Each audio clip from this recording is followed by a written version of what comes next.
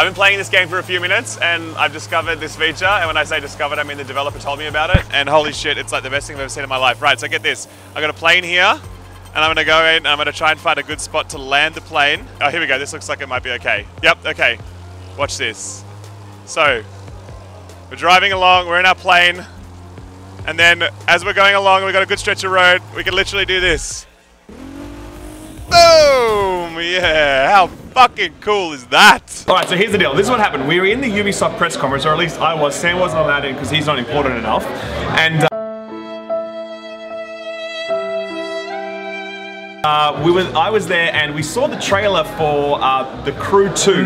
Now The Crew is a game that I never played before, I never looked at it, it was not a game that interested me because I don't play racing games. Same with Sam, yeah? No, the moment we looked at it, it was like, yeah, that looks pretty cool. Yeah, we still want to try that. We thought the trailer looked interesting. We're like, that looks interesting Very different to when we saw Forza, and like, there's nothing wrong with Forza, but we were just like, oh yeah, another racing game. Oh look, better graphics. Didn't give a shit. But like, whatever. But this is kind of interesting. So we asked the Ubisoft guy, hey, can we play The Crew? And he's like, yeah, sure man, no worries. We weren't scheduled to play it, but we're like, let's do it. So we sat down with it, and Sam was like, oh, you know, I'm gonna wait outside for you a bit, I'm gonna chill out, I'm gonna come in, and I'll come in later. I started playing it, and I was like, holy shit, this game is fucking cool, right? I knew it was good the moment he came out of playing. He's like, I need you to sit down and play this game. I was like, make sure you come in. Experience right now. So the premise is you've got like all sorts of different cars, like, you know, you've got a speeding, like a race car, and a street racing car, there's buggies, there's motorcycles, monster truck, boats and planes, right? But the cool thing about it is that in the open world area, there's this feature where you can be racing along and then you like hold down a button and you can actually just transform into a plane if you're like a car.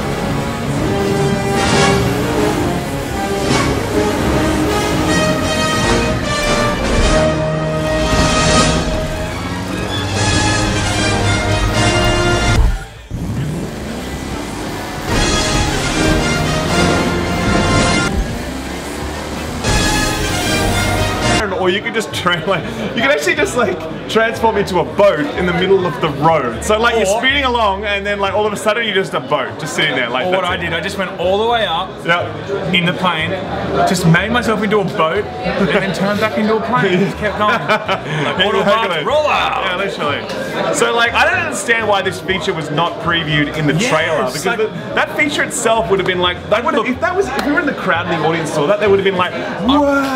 Would have been like 50% more of the audience would have been like, whoa, I want to play that game. Totally.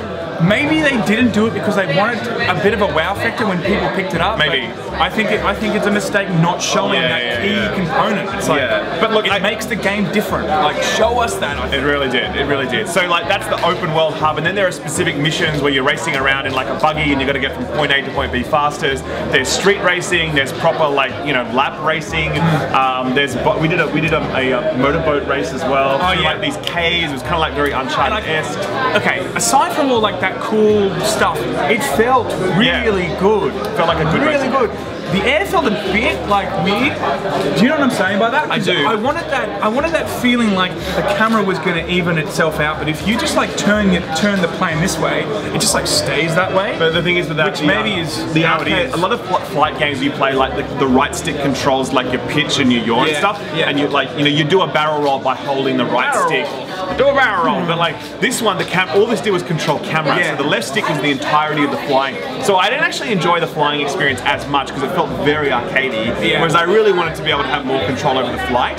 But every other vehicle we controlled felt really, really good. Like, actually really the boat felt nice. The two different types of boats, you felt the difference. The speedboat, the one in the harbour was different. I didn't play the buggy. I played the buggy. I played the street racing, and it just felt. I mean, it felt a little bit arcadey. It's definitely got an it wasn't like a super realistic feel, not at all. but it kind of matched what it was doing. That whole transformer thing. It was just fun. It was really fun. It was really fun. I mean, it's probably not something I'd buy, but like, I loved it, and I think it's going to go well. I think it's the kind of game I would actually buy for $20. You know what I mean? True, I wouldn't necessarily buy it on launch. I wouldn't do a full purchase because I'm not a racing fan. Yes, that's right. But if it was like, when it comes down in price to the limit, I'd be like, yes, I'm actually very interested. And if I was a racing fan, I would definitely be interested in this. Because there's just a shit ton of cars. It's a different take on racing. It's a different take. And I forgot to mention the other thing, like at the beginning intro. Actually, you didn't see the intro part. I did. Were you watching it? When the whole like Inception thing happened, I was just like, where's Leonardo DiCaprio? Yeah. So you're driving along, and like the highway in front of you like tilts up, you know, and then that's when they transition to a different style.